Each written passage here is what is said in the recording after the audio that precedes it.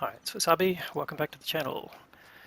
Okay, now we're going to do a more complete review of this new Japanese TD, and we'll compare it to a couple of other TDs at the same tier. Alright, let's have a look. Okay, we've got a fully equipped crew, and we've got gun rammer, camo net and telescopes, or binocs I should say, and also the camo directive. We're running food as well. So that's brought the average DPM up to 2.8k, so that's a decent improvement, and dispersion's come down to 0.30. Aiming time's about the same time. We're running fuel mods as well. Now I've got a comparison here with the Ferdinand and the Jagdpanther 2, and they're all equipped in exactly the same way with the same crew levels and skills, etc., and running food and all that sort of thing. So let's do the comparison to there. Alright, so average damage, pretty close actually. The Curry slightly ahead with 10 hit points more per round. Standard pen is also slightly better at 252, where the others are 246, and they're both using the 128mm gun. The Curry has a 127cm gun. Rate of fire, we've got gun loading 10.57 with this setup, 9.3 on the Jagdpanther 2 and 9.71 on the Ferdinand, so they're slightly outpointing it in terms of the rate of fire. And gun traverse speed, well, they're all casemates, so fairly close together. Gun depression for the Kari is in the middle between the two with 7 degrees. Jagdpanther 2 is only 6.5, and the Ferdinand 8 degrees, so 1 degree better. Gun traverse limits also in the middle, 12 degrees on each side, whereas the Jagdpanther 2 very narrow at 10 degrees and 15 degrees on the 30, which makes it a bit more flexible. Aiming time better, 1.89 compared to the other two, 2.17, 2.26. Accuracy with all the same characteristics, same as the Jagdpanther 2 and better than the 30 at 0.32, but they both got slightly better DPM because of the rate of fire, even though their alpha is slightly lower. So they're both over 3k, whereas 2.8, but that's okay. This 2.8 is still pretty reasonable. Alright, hit points wise, again in the middle between the two, 1250, 100 more than the Jagdpanther 2, but sorry, get my mass out of the way. 250 less than the Ferdinand. So look at weight, it is the lightest of them, but also got the sort of mid power for the engine, but because of the lighter weight, it's got much better specific power at 16.5, whereas the others are down in the 13s and 12.5s. So it's definitely more mobile. Top speed of 40, the Jagdpanther 2 is 55, but it obviously takes a longer time to get there. And the Ferdinand a bit slower at 30. But look at that, 18 kilometers per hour of reverse speed. So that's much better than both of them. And traverse speed about the same as the Jagdpanther 2, 45, in fact identical, and much better than the Ferdinand. So it's, again, mobility probably the better of the other two TDs. Alright, concealment, now again they're both configured the same with crew skills. We're getting 50 out of the Kari and 34 on the Jagdpanther 2 and 35 on the Ferdinand, so better in that sense. Moving is also almost double what the other two are, so that's good. And then view range, they're both equipped with binocs, so we're getting 526 out of the Kari and only 498 out of the Jagdpanther 2 and 489 for the Ferdinand, so better view range as well. So overall, yeah, better than those two. So they're obviously not the best TDs in the game, but they're sort of the most comparable from the size, you know, the height of the vehicles and the other general characteristics, the gun size, etc. So that is the summary of that. So hopefully that gives you an idea of, you know, what its capabilities like. So rather than beat around the bush any further, we'll jump into some gameplay. Wasn't very successful in terms of getting wins, but I've got a couple of battles that we'll show you parts of that show you some of the general characteristics. So let's jump into that. Okay, this battle obviously is on the Tilson map, and we're on the north side, so we're going to go to the plateau next to the east side of the map.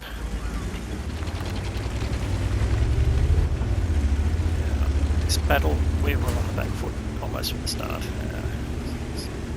so it's going to be a very defensive game. So there's a bit of interest in this tank. People shooting at me and looking at me, so not that surprising because they haven't seen this before. So I'm not quite sure why they're shooting at me, but that's okay. No team damage in the game.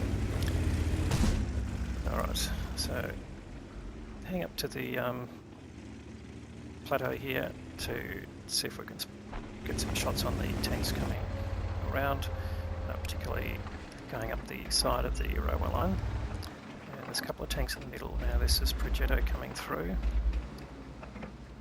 So far no one challenging. Now look, there's the gun depression, so it's got enough to shoot down on there, but just get it on the Progetto. And unfortunately that didn't do any damage. Must have just gone through the tracks. Anyway, we've been spotted, so we're reversing, and again you can see the reversing speed.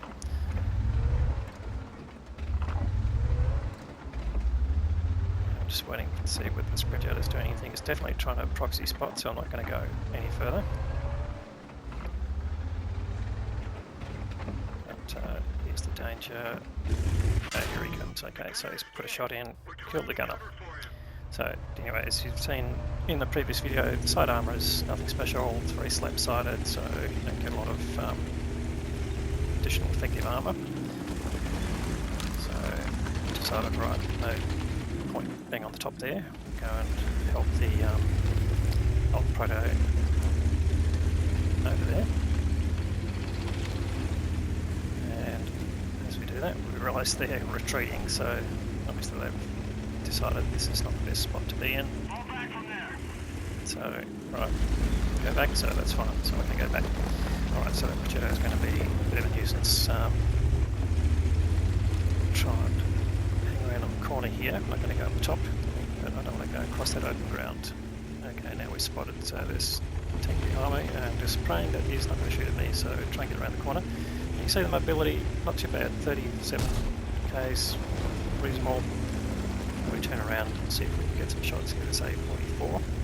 Now we've got the standard rounds loaded, so standard pin 2v2. Alright, now we get shot by Carnarvon, so we've just backed up way too far there, realising that we don't have too much. And can we get the gun on here? There he is, and we put a shot in, 471. So a bit of a low roll there, but that's alright. Now, just have to say, I'm not really a great fan of casemate TDs, but that's a personal thing. I just find them a bit hard to handle anyway. That's probably just sort of lack of experience, so I've just never really got the hang of driving casemate TDs. But alright, looks like we've got some tanks progressing up here. We're just looking for targets across here and hoping that my back is covered. Progetto may be on the top, but he's probably not going to come up too far. Just going to have a quick look up the top, see if we can catch any of them.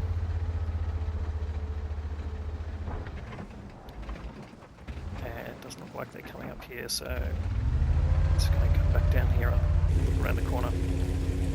So you can see the old proto's gone back to that side, so we're covered there. And can we get a shot at Carnarvon? No, he's inside the factory there. Oh, here we go, T103, we're going to get inside of him. So bang a shot into him and get 485.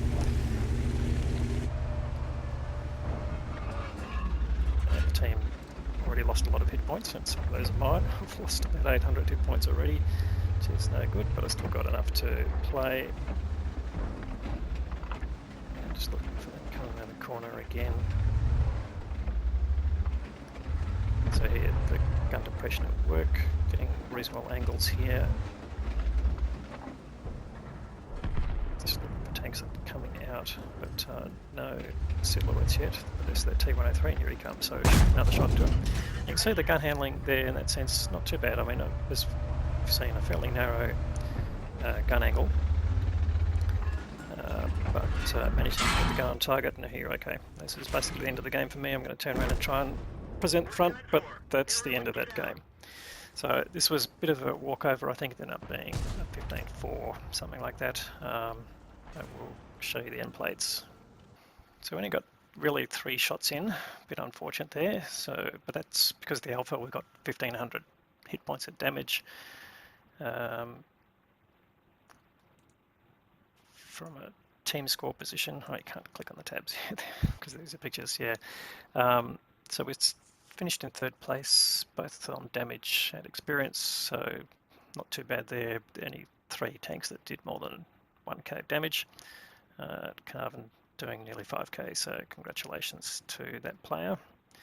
And just from an economic perspective, so we fired 4 shots, got damage out of 3. That 4th one obviously went into the tracks of the Progetto to get 15k from completing a mission, and we'd spent money on directives and consumables, so that took 40k away. So without that, yeah, we would have made a small profit there, but you can see the repair cost, not too bad. That's a destroyed vehicle, 7k, so not too bad there. But that's that battle. So now let's go and have a look at the next one. Alright, this time we're on the Empire's border map. So it's an Asian map, so hopefully this will be more sympathetic to the Japanese TD. I'm going to go up to the west side of the map here. Let's see what we can get. Again, you can see it gets to its top speed fairly easily.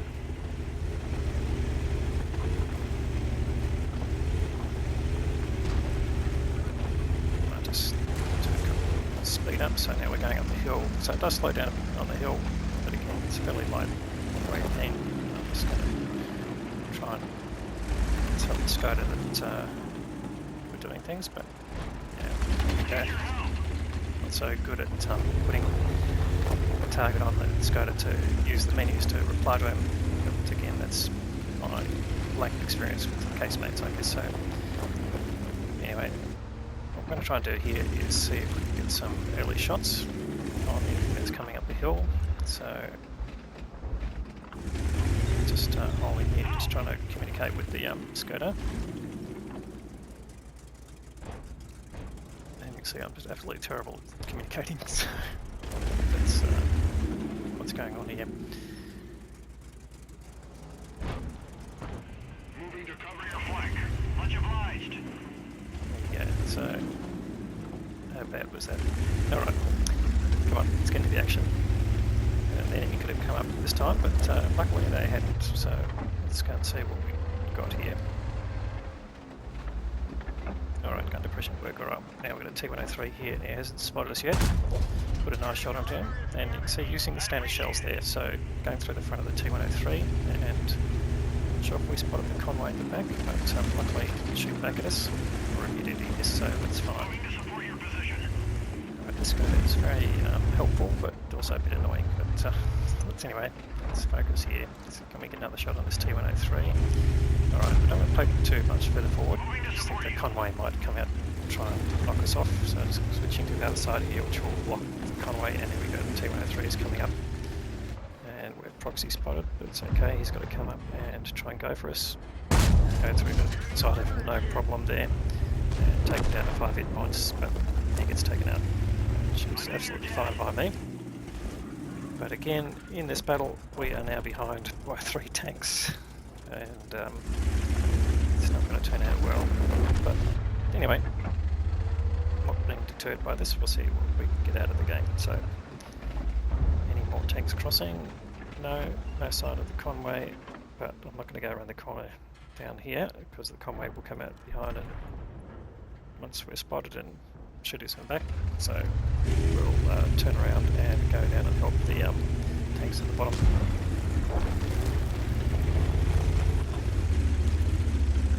So for some reason we've got our Martian right up the top here, doing nothing, but hey, that's alright. Come around with a VK down the bottom here and tortoise, so we'll see if we can help them. Got a BZ 176 to shoot at, and Concept 1B. Concept's down to one-shottable, that's fine. Let's see if we can get the whole of the BZ. So is he going to come around the corner?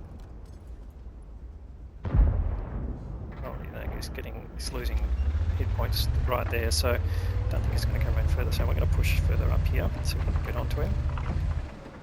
Alright, now we get the side of his turret, or the rear of him, so no problem going through there. And we switch to premium rounds here because we know the next tank we're facing is the Concept 1B, which is a tier 9 heavy tank, so we want to take him out as soon as we can. Now I'm prepared to sacrifice some hit points here, so we'll come up here and he'll probably get a shot into us before we get our gun blade on to him. Again, thanks for the tall target. There we go. So we do lose some hit points, but we're going to get him right with the lower plate. No problem going through there. Probably could have done that with a standard round, to be honest, getting the lower plate, but I wasn't going to be able to guarantee that. Alright, so we're now 4 tanks behind and we've got about half the hit points available compared to the enemy team. So just going to see if we can get any more damage out of this. Is that Conway going to come around the corner? Don't know, but we spot a Carnarvon up on top as well, so we're going to come around here and help the Skoda and the SU 1:30 PM. See if we can help get rid of the Carnarvon. So air mobility coming in okay here.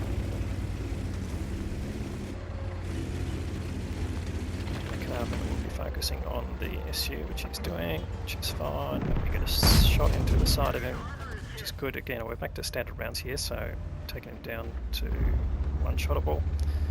And can we get the killing shot? He's got to come around the corner. No, bounces off, and now we're getting shot by the enemy tanks that have come around the corner, and that is the end of the game for this one. So back to the garage we go. Alright, so let's have a look at the stats for that particular game. Alright, 2300 damage, so that's a decent damage from the team score perspective. Let's not click on the tab again, let's go back to the pictures. So we finished second in experience just, and top damage, so yeah, the gun actually is pretty good. You know, I'd say this is a reasonable tank here. Let's have a quick look at the economics there. We actually, although we're using the same consumables, I've basically simulated as if we'd bought them in their sales, so now we're making 44k. Not fantastic, but again, could have done a bit more damage there. So, but it's a tier 8 premium vehicle, and it should be, yeah, creating the same sort of profitability as another TD with the same damage, although we did fire one premium round which costs 5k, so the ammunition costs a little bit more this time. Alright, so what do we think of the vehicle? Look, not too bad. Look, I think it's going to come down to your preferences here. If you play casemate TDs and you're familiar with them and you're comfortable with them, I think you'll find this pretty useful. So we're saying the gun handling is pretty decent. The DPM lets it down a little bit, so a 10-second reload could be improved. We could change the directives over to something to help the DPM rather than the camo, which is what I've been running. So that would have changed a little bit, but altogether, you know, it's definitely not an overpowered vehicle. Obviously a better player than myself, might get more out of it, of course, but it's also not a high skill level vehicle, as you can see. So I think any player could could use this reasonably well. And certainly, you know, we played some games that were pretty aggressive, both on our side and also on the enemy side. So you know, they were fairly short in that respect, so we didn't get that many opportunities to get more damage out of it. But yeah, I'd say, look, if you're going to be investing in the Japanese TD line, it definitely helps to have a premium version of it, just to keep your cruise skills moving. We don't know, what the drop rate is yet, but I think it should be the same for all the loot boxes. So, you know, one vehicle guaranteed for 50 loot boxes has been the rule before, so I don't see anything that's changing there at this point. but you'd have to judge the cost of the loot boxes yourself. And this time I don't believe there's any gold in it, but anyway, have a read of the announcement article just to get an idea of what the value is before you make a judgment about buying anything. But all in all, yeah, pretty reasonably happy with the KRE. Would I buy it myself? No, but then I'm not into the Japanese lines and I'm not a casemate player, so it's not my cup of tea, but it may well be yours. So anyway, best of luck, and hopefully this video has helped you make a decision, and if so, please give it a thumbs up, and if you haven't subscribed to the channel yet, please consider doing so. A lot more great content to follow. Thanks very much for watching.